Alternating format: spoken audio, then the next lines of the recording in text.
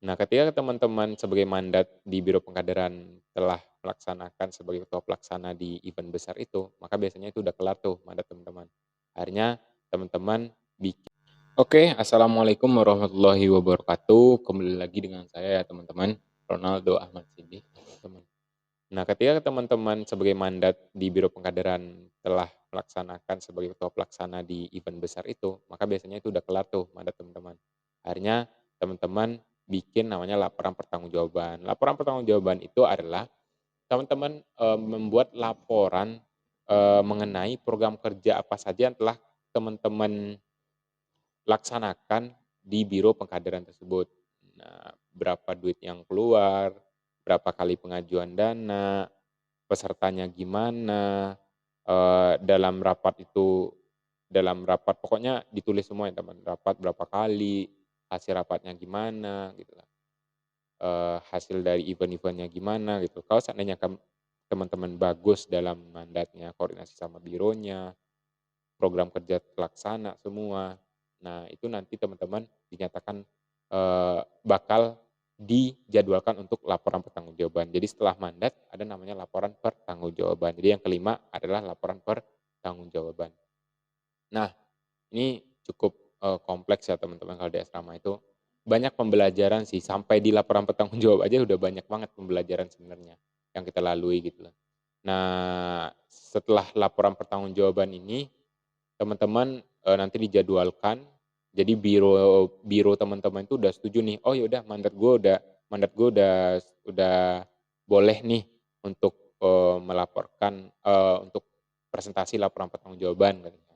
Ya udah ketika disetujui oleh bironya, akhirnya nanti dijadwalkan, nanti mereka presentasi laporan pertanggungjawaban. Cuma kalau di presentasi laporan pertanggungjawaban ini, mereka hanya berhadapan dengan pengurus asrama saja. Jadi nanti di ruang tertutup, kayak ruang rapat pengurus, nanti mereka presentasi di sana.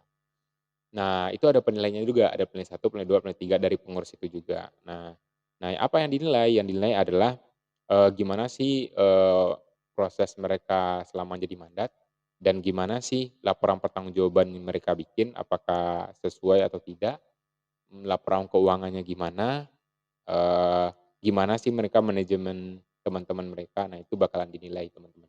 Kalau seandainya dalam proses mereka kan pengurus juga memantau ya, teman-teman itu kurang gitu ya. Nah, nanti bakalan dicecer tuh di presentasi laporan pertanggungjawaban. Bahkan kalau seandainya benar kurang banget tuh teman-teman kayak, bisa mendapatkan tugas tambahan kayak gitu, misalnya jadi ketua apa, ketua panitia apa di asrama kayak gitu loh, di acara asrama. Nah, kayak gitu teman-teman, presentasi laporan pertanggungjawaban. Ketika teman-teman udah dinyatakan lulus presentasi laporan pertanggungjawaban, maka masuklah ke tahap yang ke-6. Tahap yang ke-6 itu adalah presentasi makalah. Nah, setelah dinyatakan lolos presentasi laporan pertanggungjawaban, teman-teman dikasih waktu. Bahkan kalau dulu itu saya dibebasin aja tuh, nggak jarang dipantau, karena itu kayak menguji, kita, sampai di mana sih kita mau untuk, membuat karya tulis ilmiah gitu loh, tanpa harus dipaksa-paksa gitu loh. Karena, kalau semakin lama kita bikin karya ilmiah, maka semakin, lama juga kita untuk menyelesaikan pola pengkaderan ini gitu. Nah, akhirnya waktu itu ya nggak terlalu dipantau, paling dipantaunya sekali berapa bulan, sekali 3 bulan atau jadi nggak tiap bulan, nggak intensif kayak gitu dari pengurusnya memantau, karena mereka lebih melihat, gimana sih inisiatif dari teman-teman untuk bikin karya tulis ilmiah ini gitu. Nah, presentasi makalah ini kalian bikin makalah karya tulis ilmiah, makalah penelitian tentunya ya teman-teman ya, nanti harus sambil sampel di lapangan kayak kayak gitu ya. Kalau pendidikan ya udah kalian harus ke sekolah gitu misalnya. Pokoknya kayak kayak gitulah teman-teman. Yang sederhana ya, yang nggak serumit skripsi ya. Nah, itu validasi segala macamnya, kuesionernya sama direktur nantinya tetap. Kan direktur kita, Direktur Asrama Sunan Giri, Pak Syamsi Setiadi adalah WD3 sekarang ya, WD3 dari Fakultas Bahasa dan Seni Universitas Negeri Jakarta. Jadi nanti kita validasinya ke Pak Samsi gitu loh, validasi buat instrumennya segala macamnya kayak gitu loh. Nanti setelah teman-teman menulis karya tulis ilmiah, maka selanjutnya teman-teman, mempresentasikan makalah teman-teman di kepada seluruh warga, nanti di aula asrama. Jadi tahap selanjutnya adalah presentasi makalah ilmiah, itu ya teman-teman. Jadi setelah presentasi LPJ itu presentasi makalah ilmiah. Jadi teman-teman dikasih waktu untuk bikin karya ilmiah, biasanya tuh paling cepet itu ya kalau rajin ya 5 bulan atau 3 bulan bisa, 2 bulan bisa gitu loh. Itu tergantung teman-teman, mereka nggak bakalan kayak, "Oh udah satu angkatan 3 bulan udah selesai," nggak kayak gitu. Jadi siapan duluan, ya udah duluan. Makanya jadi pengurus itu, pas jadi pengurus itu ya siapa yang duluan gitu loh, mau jadi pengurus. Jadi pola pekaderan di asrama itu tujuan akhirnya itu pengurus teman-teman, atau disebut dengan warga tetap. Ada warga tetap pengurus, ada warga tetap non pengurus. Warga tetap pengurus, warga tetap yang menjadi pengurus asrama. Warga tetap non pengurus, warga tetap yang sudah biasanya kalau yang non pengurus ini dia sudah pernah menjadi pengurus asrama di tahun sebelumnya. Nah kayak gitu. Jadi kalau di kita ya, kalau di ADRT kayak gitu penulisannya. Tapi kalau di IKA disebut dengan warga senior. Nah warga senior ini ya orang yang udah pernah jadi pengurus asrama gitu. Nah oke, setelah itu, setelah presentasi makalah ilmiah, itu teman-teman berkreasi ya semaksimal mungkin untuk membuat karya tulis ilmiah dengan penelitian yang bagus tentunya. Nanti sama ya kayak presentasi perkenalan, presentasi laporan pertanggungjawaban itu ada penilai 1, penilai 2, penilai 3 yang bahkan bahas bab 4 teman-teman, metode penelitian teman-teman itu biasanya para penilainya itu dari warga senior ya yang udah pernah melalui itu. Nah nanti dinilailah di sana gitu loh. Nah ini yang yang banyak seleksi alamnya itu di presentasi makalah, teman-teman. Jadi di presentasi makalah ini banyak banget seleksi alam. Maksudnya seleksi alam itu banyak dari warga asrama itu yang, "Wah udah nggak kuat nih di asrama," misalnya. "Udah pusing nih karya tulis ilmiah," akhirnya pada keluar segala macam. Tapi mereka yang bertahan adalah mereka yang punya pendirian kalau menurut saya, teman-teman. Punya pendirian yang kuat untuk tetap tinggal di asrama, karena asrama bayaran murah, dapat fasilitas yang cukup kompleks, fasilitas fisik, seperti lapangan olahraga dan aula segala macamnya yang luar biasa bagus menurut saya ya untuk, orang daerah yang tinggal di Jakarta itu cukup bagus, anak rantau. Terus, banyak program kerja yang mendukung pengembangan diri warganya, kayak gitu. Nah, setelah presentasi makalah, maka setelah teman-teman dinyatakan lulus, nih penilainya bilang, "Wah ini udah bagus, tinggal revisian dikit." Teman-teman revisian selama berapa hari, terus udah dapat, terus udah dijilid. Nah, akhirnya teman-teman dinyatakan lulus presentasi makalah dan lanjut ke tahap selanjutnya adalah uji kelayakan. Nah, uji kelayakan yang terakhir nih teman-teman, uji kelayakan. Uji kelayakan atau fit and proper test. Uji kelayakan atau fit and proper test ini banyak hal yang harus teman-teman persiapkan. Yang pertama bukti, surat maaf ada yang lewat. Yang pertama bukti, teman-teman itu mahasiswa, Bu. Jadi entar kamu teman urus surat keterangan mahasiswa. Yang kedua bikin SWOT. Yang ketiga bikin esai masa depan asrama ke depannya teman-teman mau bawa kemana, mau terus nanti kira-kira jadi kayak esai masa depan tuh kayak teman-teman memperkirakan ketika teman-teman jadi pengurus tuh teman-teman bakalan, ngapain gitu loh, bergerak di bidang apa, terus bakalan nonjolin apa dan segala macamnya. Terus teman-teman bikin esai tentang biro dan program kerja yang akan teman-teman laksanakan ketika jadi pengurus, mau di mana teman-teman, terus mau program kerjanya seperti apa. Terus, syarat yang selanjutnya harus hafal juz 30. Jadi kalau nggak hafal juz 30 teman-teman nggak bisa ikut fit and proper test. Terus bebas hutang, jadi nggak boleh hutang di asrama, terus bebas hutang asrama dan hutang kantin. Terus, teman-teman melampirkan surat keterangan aktif organisasi HMI ataupun organisasi, Islam lainnya. Tapi, eee, kebanyakan di asrama Sembilan itu HMI ya teman-teman, ada kami juga, cuman HMI yang banyak. Terus,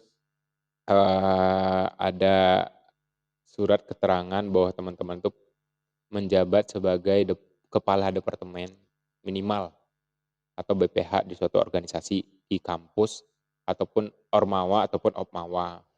Nah itu wajib, kalau nggak ada itu teman-teman nggak bisa, ikut uji kelayakan.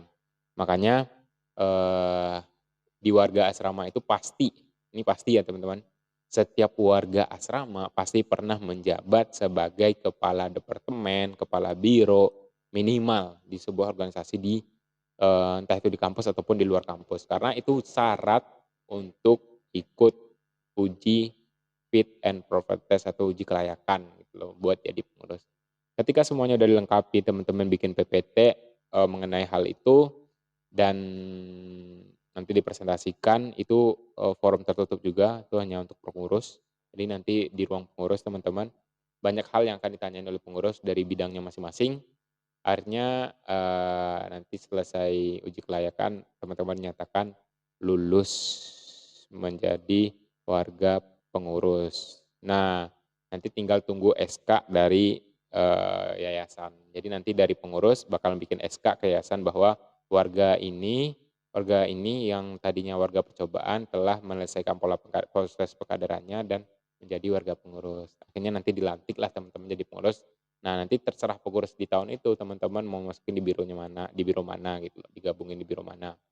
Nah, kayak gitu tuh teman-teman proses pola pengkaderan di asrama.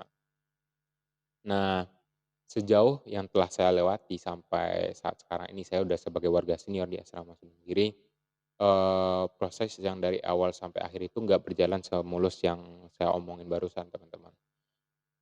Banyak lika-liku yang, di perjalanan atau proses ini yang harus teman-teman lewati gitu loh. Entah itu kendala dari teman-teman yang susah membagi waktu gitu loh.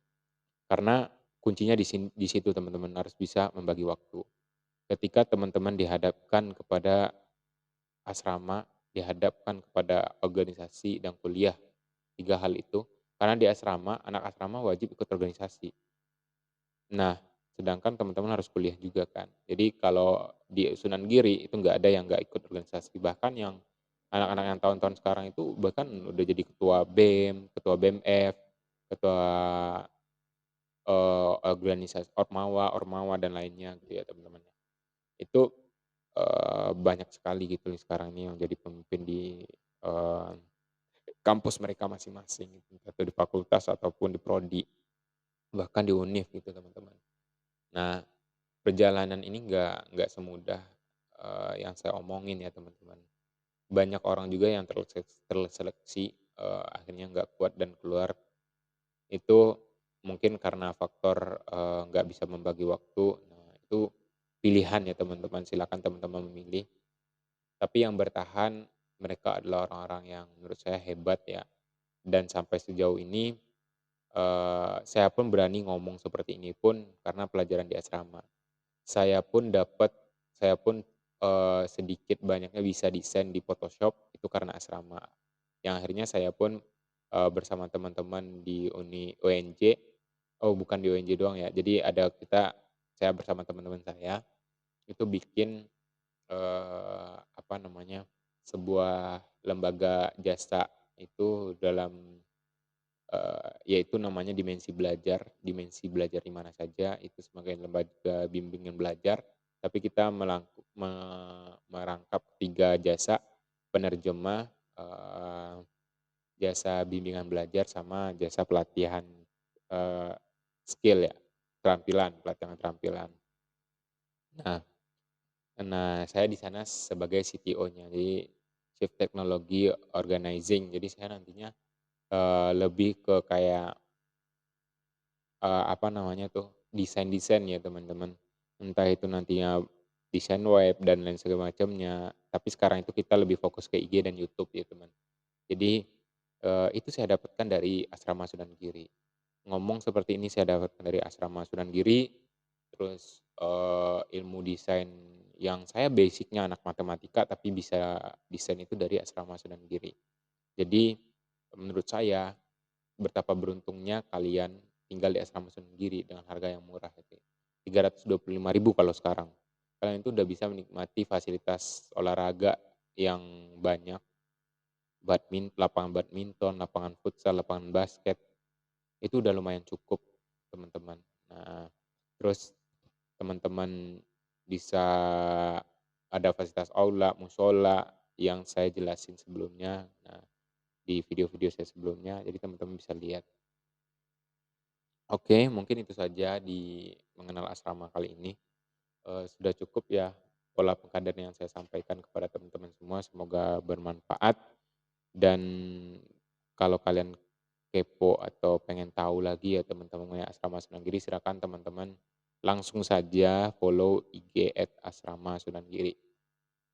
Nah, cukup di situ yang dapat saya sampaikan pada kesempatan kali ini. Kita akan bertemu lagi di video-video selanjutnya tentunya, mungkin video-video yang lain atau tetap saya akan bergerak di ranah asrama, akan lebih menjelaskan ke teman-teman mengenai asrama lagi. Oke, terima kasih teman-teman yang telah menonton. Jangan lupa like, komen dan subscribe. Assalamualaikum warahmatullahi wabarakatuh.